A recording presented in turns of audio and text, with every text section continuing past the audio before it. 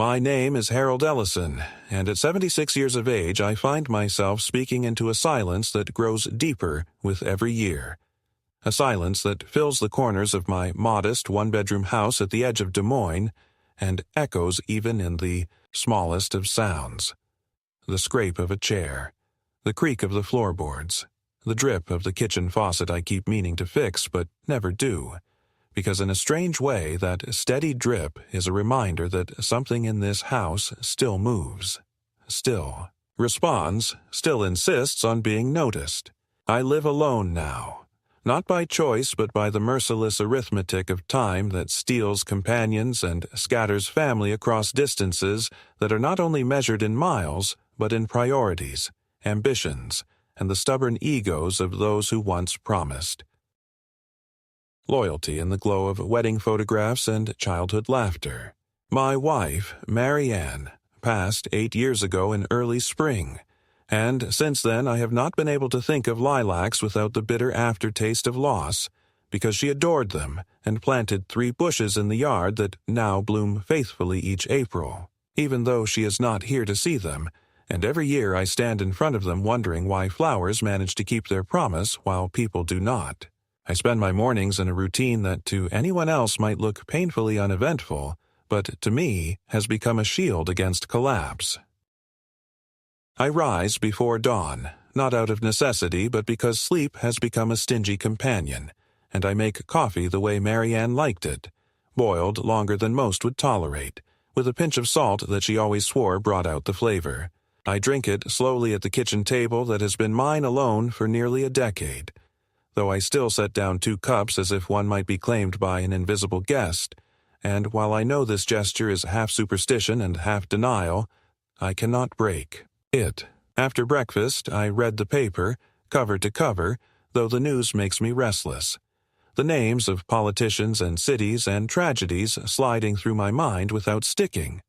But I persist because it is what Mary Ann and I used to do together.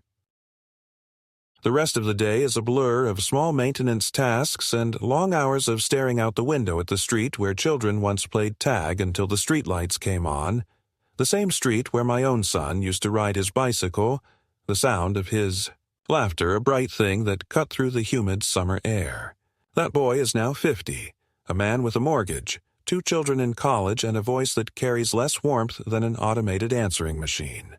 His name is Richard, though in my mind he is still Ricky, the boy who once refused to eat his peas unless I pretended to be a truck delivering them across the table into his mouth, the boy who used to curl up on the couch between Mary Ann and me when thunderstorms rattled the windows, asking us if the house would fall apart. I used to tell him that no house built with love could ever fall, but now I sometimes wonder if I lied, or if love has simply been repainted into something unrecognizable, something transactional, something cold. It is not that my son has abandoned me outright. He calls occasionally, visits when his wife insists, and every Thanksgiving I am invited to their large suburban home where I sit at the edge of conversations that whirl around me like a foreign language. But the connection is fragile, more ritual than affection. His wife, Julia, is efficient, polite, always ready with a brittle smile that seems to say, "You are here because decency demands it, not because we want you." I have tried to be grateful even for that, because I know many men my age sit in nursing homes with no visitors at all, their names forgotten even by their grandchildren.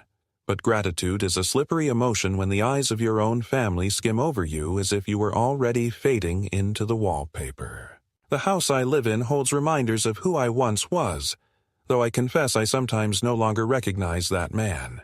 There are photo albums on the shelf, thick with fading Polaroids of summer barbecues, camping trips by the river, and Christmas mornings where the children tore into presents while Mary Ann and I watched with a joy that seemed limitless, as if life had locked itself into an endless upward arc.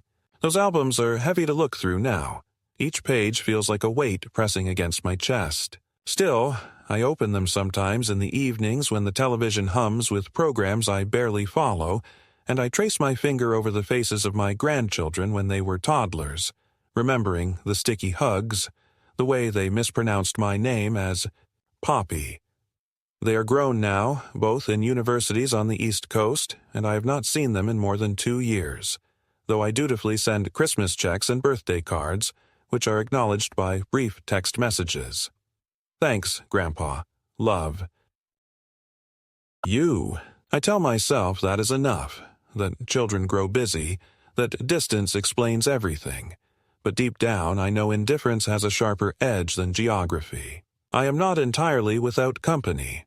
The neighbors wave when they see me, though younger ones do not know my name, and sometimes I exchange a few words with the cashier at the grocery store who always asks if I am finding everything all right. I smile and say yes, though the truth is that I have not been finding anything all right for years. Loneliness at this age is not dramatic. It is not weeping in the night or shouting at the walls. It is quieter, subtler, a gradual erosion that leaves you unsure of whether the person you used to be still exists. Sometimes I wonder if I am invisible already, a shadow moving through routines while the world forgets to notice. Yet I still believe in dignity. I dress neatly each morning even if no one will see me, polish my shoes before going out, comb what little hair I have left, because Marianne always told me that respect begins with how you present yourself. She used to say, "Harold, a man who stops caring how he looks stops caring who he is." And I have clung to that sentence like a rope over a widening chasm. I think about it especially when I am around Richard and Julia, because though their words cut, their eyes scan me as if measuring when I will finally collapse into the role of a helpless old man they can quietly sideline. I resist that collapse every day, even if it is only in the way I hold a fork or the way I keep my posture straight when sitting alone at my table. I had imagined once that old age would bring a kind of serene authority, that children would look to me as a repository of wisdom, that grandchildren would crowd around for stories, that family dinners would be anchored by my presence. Instead, I have become the man who waits by the phone for invitations that may not come, who cooks single portions of stew and eats them slowly, who hears laughter through the walls of neighbors' houses and feels like a ghost haunting the periphery of other people's happiness. I know this sounds bitter, and perhaps it is, but bitterness is born from disappointment, and disappointment from hope. I had hoped for more, and though I have learned to temper my expectations, I cannot extinguish the memory of what once was. This, then, is where I stand at the beginning of the story I am about to tell. A man not broken, not yet defeated, but pressed against the edges of invisibility, holding on to dignity with hands that tremble but do not release, waiting for a moment. Any moment when life will ask me to prove that I am still here. It was on a gray afternoon in late November, the kind of afternoon when the air feels too heavy for its own weight, and the light slants through the windows in a way that makes everything in the house look older than it already is, that the telephone rang with a call that set in motion the chain of events I had not expected, but which, in hindsight, had been waiting for me all along. I was sitting at the table, a half-finished crossword puzzle in front of me, the sort of distraction I never solved completely because my patience frayed before the clues gave up their secrets, when the familiar name appeared on the caller ID, Richard Ellison. My son's name, the boy who used to tug on my sleeve for advice, the man who now rarely called unless something required my signature or my presence. And still, as the phone rang, I felt a surge of something dangerously close to hope, because there is no cure for the father's instinct to believe that a son's call means inclusion rather than obligation. I answered with the cautious warmth of someone who knows that too much enthusiasm will embarrass the caller. Richard's voice was brisk, not unfriendly, but tight with the efficiency of a man checking off an item on his list. He said, "Dad, Julia and I thought you might want to come over for dinner this weekend. We'll have the kids home from college, and it might be nice for everyone to be together." I paused, though only for a breath, to let the words sink in, because invitations like that had become rare, and the thought of sitting at a table with my grandchildren, grown now but still in my mind the same children who once played in my backyard while Mary Ann served lemonade, was enough to make me forget the quiet suspicion that always accompanied such offers. I said yes, of course, and my voice trembled slightly as I asked what time. Richard said 6, and then, almost as an afterthought, "It's nothing fancy, just a family meal," as though he needed to reassure me that no ceremony was required, though in truth I would have shown up in my funeral suit if that had been the condition, because for me the event was not about food, but about being allowed into their lives for an evening. When I hung up the phone, I sat in the stillness of the house for a long while, staring at the crossword grid that now seemed ridiculous in its small frustrations compared to the sudden swell of purpose filling me. I thought about what to wear, about the gift I should bring. Wine, perhaps, though Julia rarely drank, or a box of chocolates, though the grandchildren were too old for such tokens. And I found myself rehearsing casual remarks, questions about their classes, their friends, anything that might remind them that their grandfather still listened and cared. It is humiliating in a way to admit how much preparation I invested into that simple dinner, but anyone who has been starved of belonging knows that the smallest crumb of attention is treated like a feast. Saturday arrived with a sharp chill in the air and a sky the color of slate. I polished my shoes, pressed the shirt that Mary Ann had once said brought out the color in my eyes, and set out on the short drive to Richard's house, a place I had contributed money toward years earlier when he and Julia insisted they needed help with the down payment, promising that the home would always be open to me. That promise had worn thin quickly, visits growing sporadic, the warmth evaporating into politeness, yet the house still felt in part mine because of the sacrifice it had cost me. As I pulled into the driveway, I saw the large windows glowing with light, silhouettes moving inside, and for a moment I let myself imagine that this was the return of something long dormant, that tonight I would not be a guest but a father, and grandfather welcomed without calculation. Julia opened the door before I rang the bell, her smile stretched across her face like a curtain drawn quickly to conceal whatever lies behind. She said, "Harold, glad you could make it," and kissed the air near my cheek, guiding me inside with the smooth efficiency of a hostess trained in good manners but not genuine warmth. The house smelled of roasted meat and herbs, the kind of smell that reaches into a man's memory and stirs hunger not only of the stomach but of the heart. I shrugged off my coat, handed her the bottle of wine I had chosen after too much deliberation, and was led into the living room where my son stood with a glass in hand. Richard clapped me on the shoulder, said, "Dad, good to see you," and introduced me once more to my own grandchildren, as if time had stretched so far that we were strangers needing ceremony to bridge the gap. They looked taller, older, their faces sharpened by youth that had crossed into adulthood, and I felt both pride and the sting of distance. We made small talk, the kind that clatters around the edges of true intimacy without ever landing, and then Julia announced that dinner was ready. We moved into the dining room. A long, polished table set with more formality than Richard's words on the phone had implied, crystal glasses and heavy silverware gleaming under the chandelier.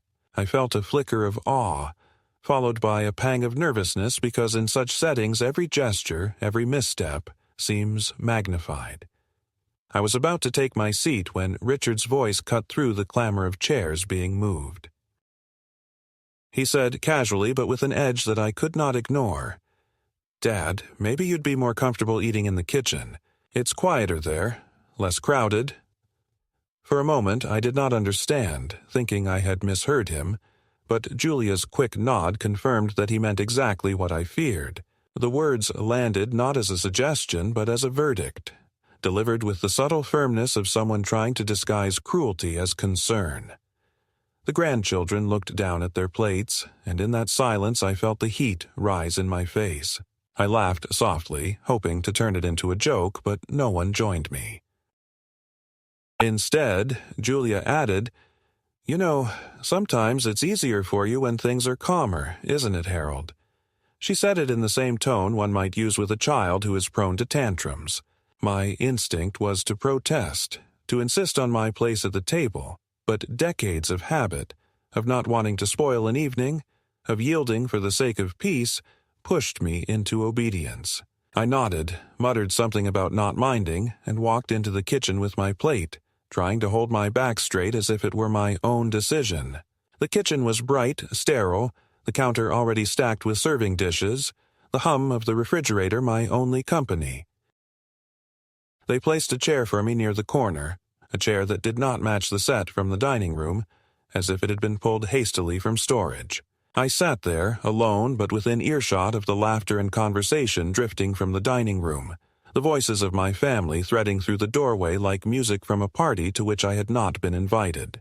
I ate slowly, each bite tasting of salt and humiliation, and though I tried to focus on the food, I could not ignore the fact that I was a man exiled in his own bloodline's house.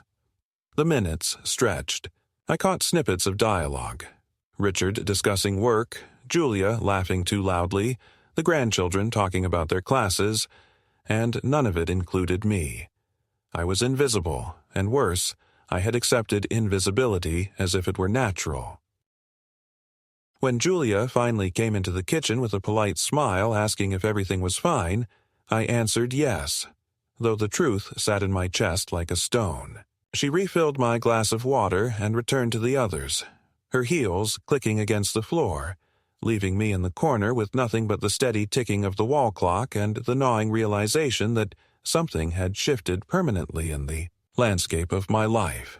When at last the evening ended, when goodbyes were exchanged at the door and Richard hugged me with the quickness of a man impatient to resume his own comfort, I stepped out into the night air and felt the cold slice through me. Driving home, the streets blurred by headlights, I told myself that perhaps I had misinterpreted, that perhaps they truly meant it as kindness, but the lie did not hold. Deep inside, I knew the truth. The son I once carried on my shoulders now carried me only as a burden, and the table I had once imagined as the anchor of family had become a place where I no longer belonged.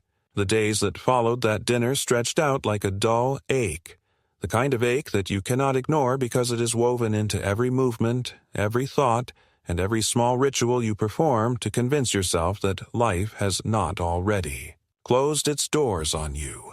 And though I told myself repeatedly that perhaps I had overreacted, perhaps Richard and Julia had only meant to spare me the noise and commotion of the larger table, I could not rid myself of the image of myself sitting alone. In that bright kitchen, a figure exiled not by accident but by deliberate orchestration. I replayed the moment again and again, Richard's casual words, Julia's confirming smile, the way my grandchildren looked down at their plates instead of meeting my eyes, and the more I thought of it, the more it seemed that the decision to remove me from the center had not been born in that instant, but had been building slowly in their minds until the moment when it could be spoken without shame. For several nights afterward, I walked the rooms of my small house in a kind of restless haze, unable to sleep, touching the frames of photographs on the walls as though they might whisper back to me some forgotten reassurance. Yet all they gave me were frozen smiles from decades past, reminders of a family that seemed to have been buried along with Marianne. I thought of her often during those nights, her voice steadying me when I had doubts, her insistence that dignity is not something given by others but something you must protect yourself. And I felt ashamed that I had allowed myself to be pushed into the kitchen like a harmless piece of furniture to be moved aside. It gnawed at me, the realization that I had gone quietly, that I had accepted humiliation under the guise of keeping the peace, and the more I reflected, the more determined I became that if the moment presented itself again, I would not retreat so easily. So when another call came, this time a week later, inviting me once again for dinner on Sunday evening, I accepted without hesitation, though in my heart I resolved that the evening would not follow the same script. The conversation on the phone was brief. Richard's tone clipped, Julia's voice in the background reminding him to tell me the time. And though there was no special warmth in the invitation, I told myself that perhaps they were making an effort. Perhaps the last dinner had simply been mishandled. Yet, beneath that fragile hope there was a deeper current of steel. I would not sit in the kitchen again. Not while I still had breath in my body and memory in my mind. When Sunday came, I dressed carefully but not extravagantly, choosing clothes that were neat and modest, a reflection of my generation's belief that respect begins with how you present yourself. And as I drove to their house, I rehearsed in my head the calm firmness with which I would take my seat at the table. The driveway was crowded with cars, some belonging to neighbors, some to Julia's friends, and when I entered the house the noise of conversation and clinking glasses told me that tonight was larger than just family. Julia greeted me with her usual polished smile, though her eyes flicked briefly with something harder, and Richard, distracted by his guests, gave me a perfunctory hug before steering me toward the dining room, where the long table gleamed under the chandelier once more. I walked slowly to the head of the table, the place traditionally reserved for the elder of the family, the place I had once occupied without question when Marianne was alive and when Richard was still young enough to defer to my authority. There was a moment of hesitation, a pause in the flow of the conversation as people noticed where I was heading, and then Julia, with a sweetness too sharp to be sincere, said, "Dad, maybe you'd prefer a quieter spot again?" Her voice lilted upward at the end as though it were a question, but her eyes held the firmness of a command. My heart thudded, but I kept my posture straight and said, "No, I'll sit here," pulling out the chair at the head of the table and lowering myself into it with deliberate calm. The silence that followed was brief but heavy, broken finally by the shuffle of guests adjusting themselves, by Richard clearing his throat and forcing a smile that looked more like a grimace, and by Julia clattering plates onto the table with more force than necessary. I sat there, not defiant exactly, but resolved, my hands steady on the tablecloth, my eyes meeting theirs without flinching, and I felt a small surge of something I had not felt in a long time. Control, however fragile. Dinner began. The dishes passed around with stiff hands, the conversation strained, and though Julia tried to dominate the flow with chatter about recipes and neighbors, I noticed the way her jaw tightened every time she glanced at me. Richard, for his part, kept his voice level but short, answering questions directed at him without embellishment, as if conserving energy for an argument yet to come. The grandchildren, caught in the tension, remained unusually quiet, pushing food around their plates, occasionally sneaking glances at me as if unsure whether to feel pity or admiration. I tried to speak to them, to ask about their studies, their lives, but Julia cut across my words with sudden changes of subject, and I realized with a sinking clarity that I was not meant to be part of the conversation at all, only tolerated as a figure who had claimed more space than he was allotted. Still, I remained in my seat, and each minute that passed without me being removed felt like a small victory. Yet, victories of that sort are double-edged, for the resentment they generate does not vanish. It sharpens quietly in the eyes of those who feel their authority challenged. At one point, Richard leaned slightly toward Julia and whispered something I could not hear, and though their voices were low, I caught fragments. Stubborn, embarrassing, not safe. And I felt my face burn, though I kept my expression neutral. Julia responded in the same low tone, her eyes flicking toward me before narrowing, and in that instant I understood. They were not merely annoyed by my presence at the head of the table. They were plotting a narrative in which my insistence on dignity could be reframed as evidence of decline. The meal dragged on, each course an ordeal of strained politeness, until at last dessert was served and people began to shift restlessly, eager to be free of the heavy air. I stood when they stood, shook hands when expected, smiled when required, but inside I was seething with the realization that this was no longer a family dinner, but a battleground, subtle but merciless, in which I was being tested for weakness. As I drove home that night, the streets empty and dark, I knew with certainty that the line had been crossed. What had begun as a casual suggestion in the tone of concern had hardened into a campaign to push me aside, to make me small, to transform me from father into burden. And though fear gnawed at me, fear of being truly powerless, I also felt a new fire building in my chest, the determination that the next stage of this battle would not find me unprepared. In the days after that second dinner, when I had chosen to remain at the head of the table despite their silent disapproval, I carried with me a strange combination of pride and unease, for although I had stood my ground and refused to be banished into the shadows of the kitchen once more, I also understood with a clarity that felt almost physical that my resistance had not gone unnoticed, and that it would not be forgiven, and the atmosphere within Richard's household would only grow colder as a result. I had begun to sense, in every pause of conversation and every calculated glance exchanged between my son and his wife, that my insistence on dignity was being twisted into something else, something darker, as though they were quietly preparing a case against me in which stubbornness could be redefined as senility, and defiance could be mistaken for confusion. It was not one moment alone that made this suspicion form, but rather a series of subtle exchanges. Julia placing her hand on Richard's arm when I spoke, as though signaling him to ignore me. Richard sighing audibly whenever I tried to contribute to discussions about the grandchildren.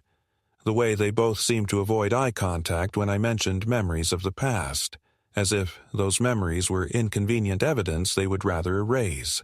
The turning point came one evening when I visited unannounced, an act I had not dared in years, but loneliness pushed me out of my own house and into the car, telling myself that perhaps spontaneity might rekindle some of the natural ease families once shared before calendars and obligations fenced us all in. When Julia opened the door, surprise flickered across her face, quickly replaced by a thin smile, and she said of course I could come in, though her voice carried that brittle quality that made me feel like an unwelcome guest. I entered the living room to find Richard on the phone, his back turned, his voice sharp in argument with someone I could not hear, and though he lowered his tone when he realized I was there, I caught enough to know that the conversation had been about me. Words like doctor's evaluation and memory lapses floated in the air like poisoned dust, and when he ended the call abruptly and turned with a forced cheerfulness, I already knew that my suspicion had solidified into fact. They were considering measures to classify me not as father or grandfather, but as liability, a man to be managed rather than respected. That night, as we sat at the table for a casual meal hastily prepared, Julia spoke with exaggerated slowness, asking me if I remembered the names of certain neighbors from years ago, whether I could recall the recipe for a dish Mary Ann used to cook, and each question was framed with such feigned innocence that anyone else might have missed the test hidden within it. But I knew. When I answered clearly, providing details that only I could know, Julia smiled too brightly, and Richard muttered something about how it's good he has good days. My fork froze midway to my mouth. Good days. The implication was unmistakable. They were building a narrative in which my lucidity was temporary, my presence unreliable, and in that moment I realized that my fight was no longer about where I sat during dinner, but about whether I would be allowed to retain control over my own life at all. The realization struck me like a thunderclap, and though outwardly I forced myself to remain calm, inwardly I felt something harden, a resolve that I had not known I still possessed. I began to observe them more closely, to listen not only to what they said, but to what they avoided saying, to notice the way Richard always steered conversations toward the idea of security, how Julia emphasized the importance of planning for the future, and how their eyes gleamed with a kind of restrained impatience whenever financial matters were mentioned. I knew then that the humiliations at the table had not been accidents or careless moments of thoughtlessness, but deliberate maneuvers designed to shrink me down, to convince everyone, including myself, that I was already fading, a man whose place could be rearranged like furniture. Driving home later that evening, the streets washed in the cold glow of streetlights, I gripped the steering wheel tightly, aware that my age showed in the stiffness of my hands, but also aware that my mind was still sharp, my memory intact, and my dignity unbroken. The midpoint of my struggle had been reached, and though fear lingered like a shadow in every thought, fear of being declared incompetent, of being stripped of the authority to decide where I lived or how I spent the final years of my life, I also felt the flame of defiance burn more steadily than it had in decades. I knew without doubt that the next time they tried to move me, whether to the kitchen, to the margins of conversation, or eventually to the sterile corridors of a nursing home, I would not step quietly aside.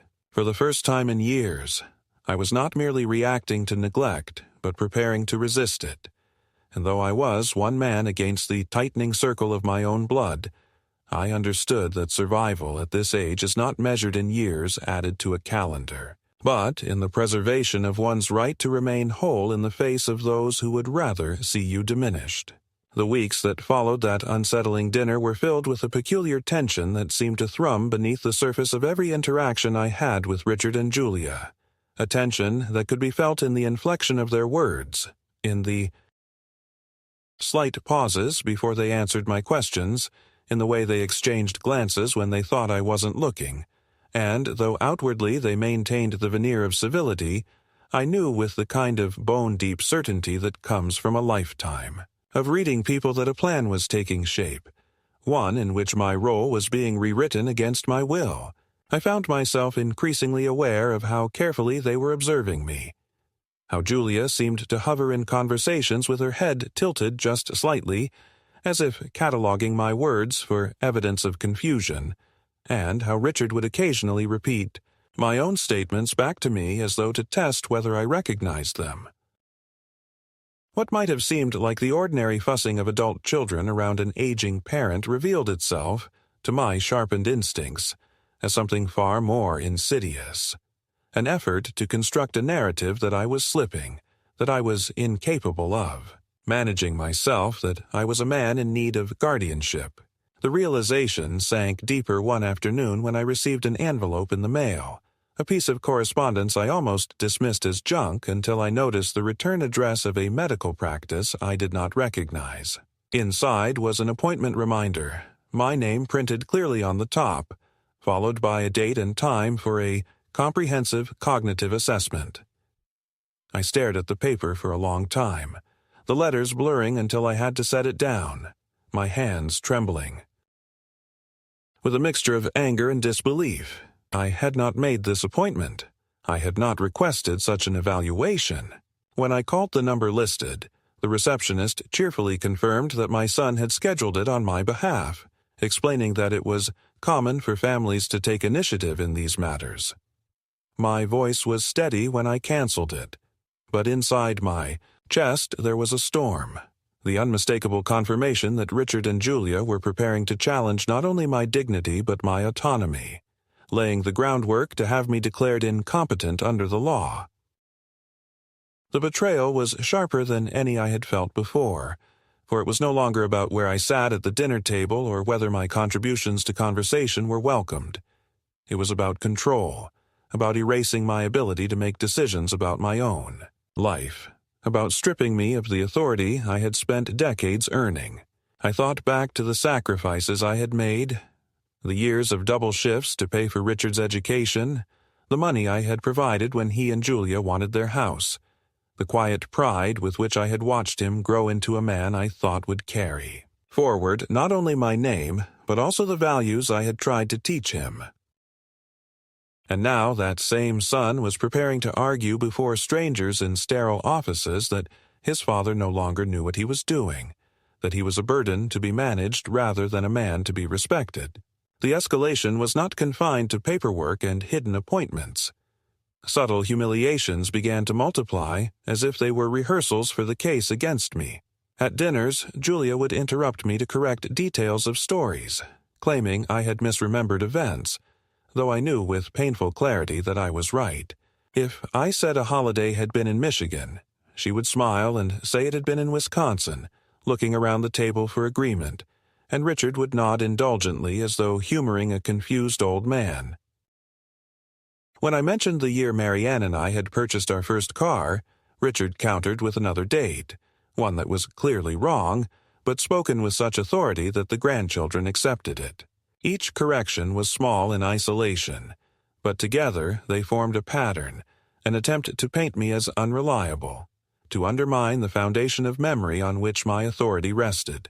There were moments, too, when Julia's mask slipped, when irritation sharpened her tone and revealed the contempt beneath. One evening, as she cleared the dishes, I offered to help, and she laughed in a way that stung more than any outright insult, saying, "No, Harold, it's better if you just sit. We wouldn't want any accidents." The implication was clear. I was not only unwelcome but unsafe, a liability in my own family's home. I swallowed the humiliation, but inside I kept a careful ledger, recording each slight, each manipulation, each attempt to turn me into a caricature of decline. The grandchildren, caught in the middle, seemed uneasy. My granddaughter would sometimes linger in conversation with me, asking about Marianne or about the neighborhood where she had once played as a child, and I could see in her eyes that she still recognized me, still believed in the man I was. But whenever Julia entered the room, those conversations would end quickly, and the girl's expression would shift into something guarded, as though she feared reprimand. My grandson, less patient, avoided me altogether, his eyes fixed on his phone during dinners, his responses curt, absorbed in a world where grandparents are little more than background noise. The culmination of this escalation came on a Sunday afternoon when I arrived at their house to find a gathering of neighbors already present, an informal brunch that Julia had organized. I was not told in advance, and as I entered I realized with a jolt that my presence had been carefully framed.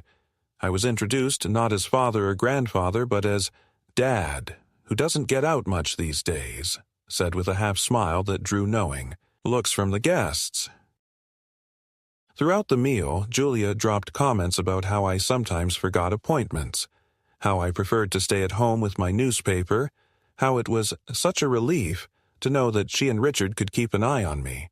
The words were delivered lightly, but the effect was heavy, planting seeds in the minds of outsiders, witnesses who might later be asked to confirm that Harold Ellison was indeed slipping. I sat there, my fork heavy in my hand, forcing myself to remain silent, though every muscle in my body screamed to protest, to shout that my mind was as sharp as ever, that the forgetfulness they implied was fiction. But I realized then that my silence was not defeat. It was observation. They were revealing their strategy to me, and though the humiliation burned, I understood that knowledge was my weapon.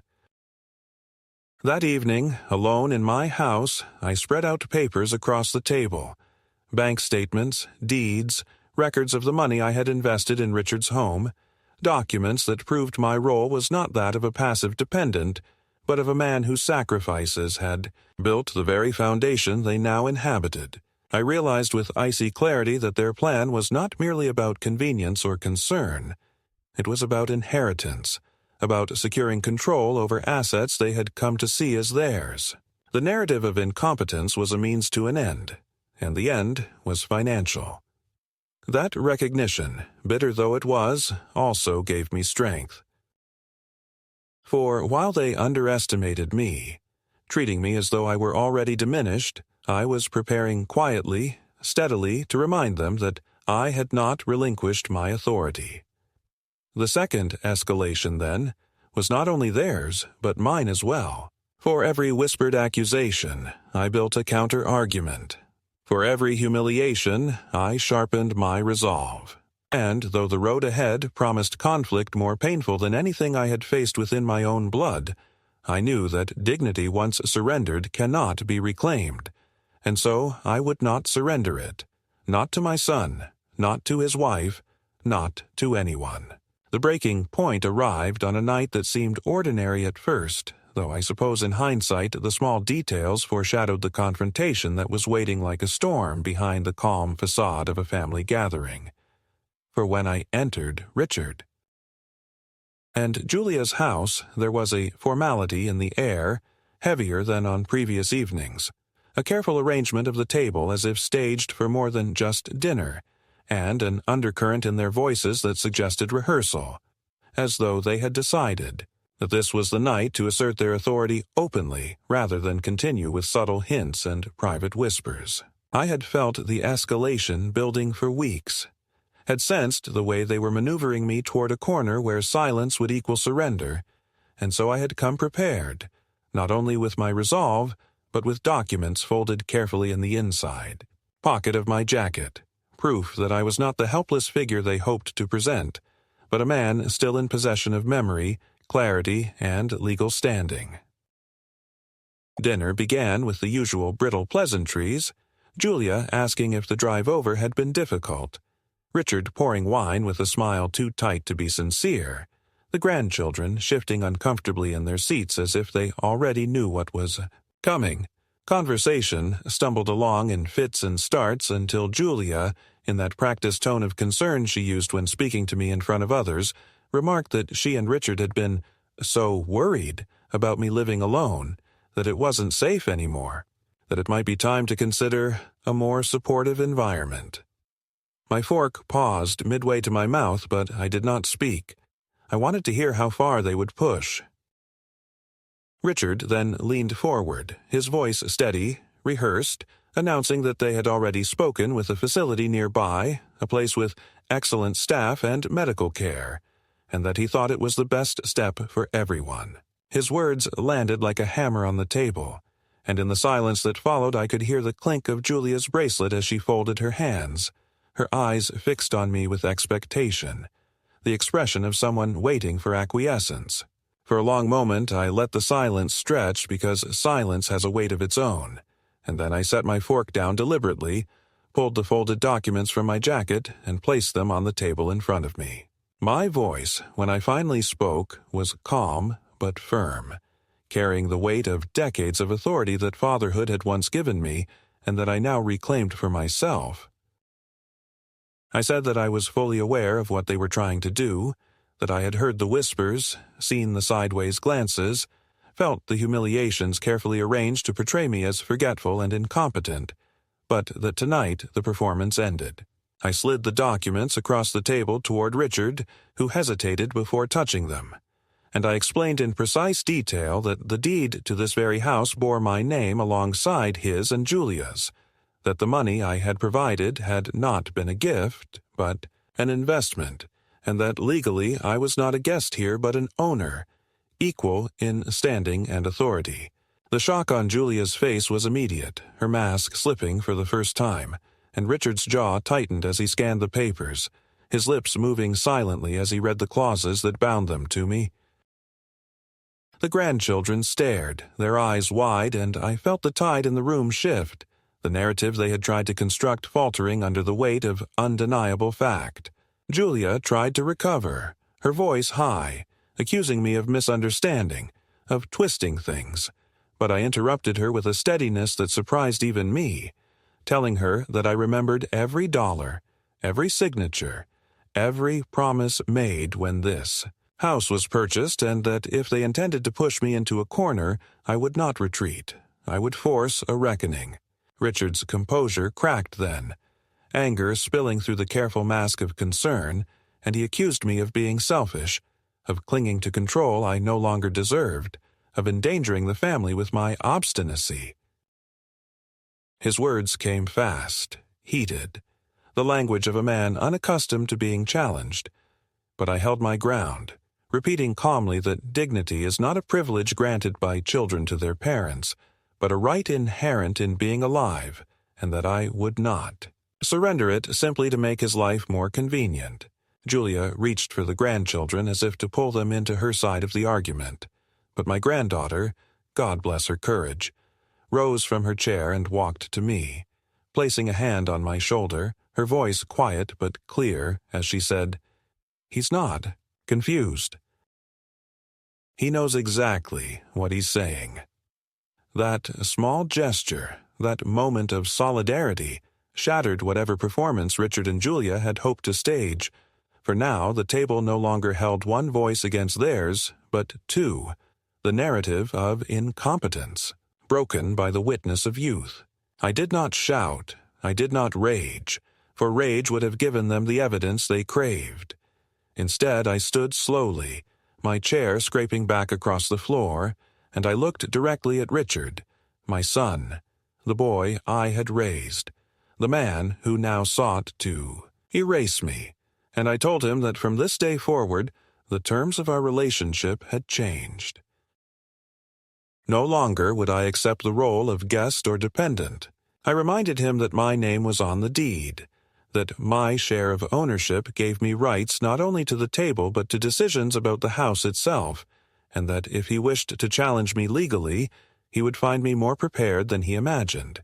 The silence that followed was thunderous, broken only by Julia's sharp intake of breath and the nervous shifting of chairs as guests who had come for dinner realized they were witnessing something raw and irreversible. With that, I gathered my papers, tucked them back into my jacket, and walked out of the room with my head high, not waiting for a reply, for none was needed. The climax had come, not in a flurry of raised voices, but in the quiet assertion of truth, and as I stepped into the cold night air, I felt the weight of years lift slightly from my shoulders, replaced not by joy but by the fierce satisfaction of a man who had refused to vanish quietly into the kitchen, who had claimed once more his rightful place at the head of the table, not only in furniture but in life itself. The days after that confrontation moved with a different kind of weight. Not lighter exactly, but sharper, as though the air itself carried a clarity I had not known in years, because once a man has stood his ground and spoken truth in the face of those who would silence him, he cannot return to the muted role of a bystander in his own life. And though Richard and Julia did not call me in the week that followed, and though I knew that anger simmered in their house like a pot left too long on. The stove, I felt no regret, only the steady pulse of conviction that what had been done could not be undone, and what had been spoken could not be unsaid. I moved through my days with an unfamiliar energy, tending the small routines of my solitary life not as a means of passing time, but as acts of ownership. Each gesture, brewing coffee, sweeping the porch, polishing my shoes, reminding me that I remained a man capable of choice, of action, of presence. Neighbors began to notice the change in me, commenting that I seemed more upright, more alive, and I realized that even those who barely knew me could see the difference between a man drifting toward invisibility and a man who had reclaimed his shape. I did not boast to them, did not recount the confrontation in detail, for dignity is not measured in the retelling of victories, but in the quiet endurance that follows. Yet I carried the memory like a shield, proof that I had not been erased despite the efforts of those who should have been my protectors.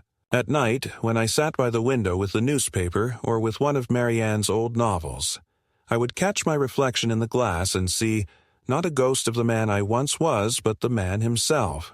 Older, yes, but unbroken, and that recognition brought a measure of peace.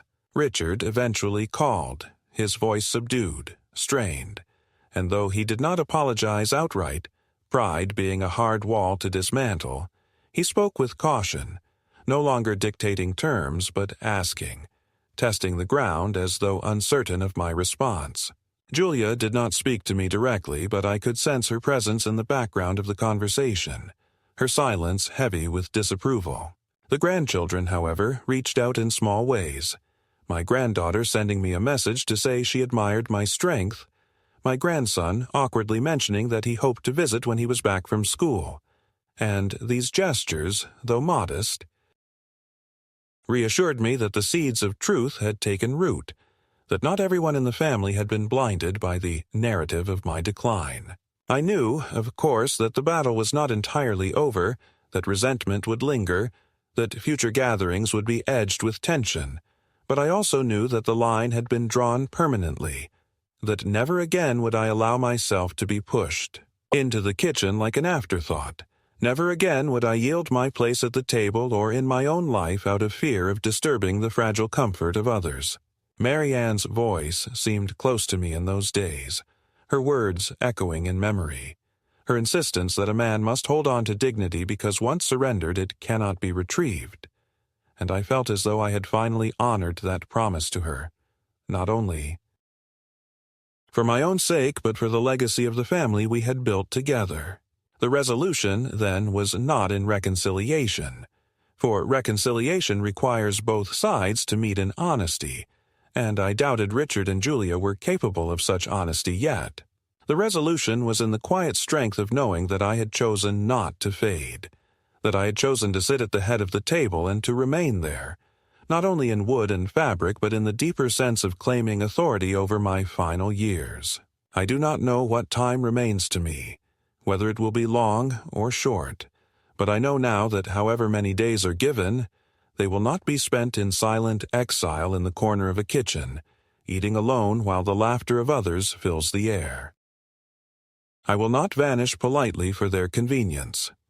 I will live as myself until the very end, and when that end comes it will not find me diminished but still standing, still remembered, still my own man.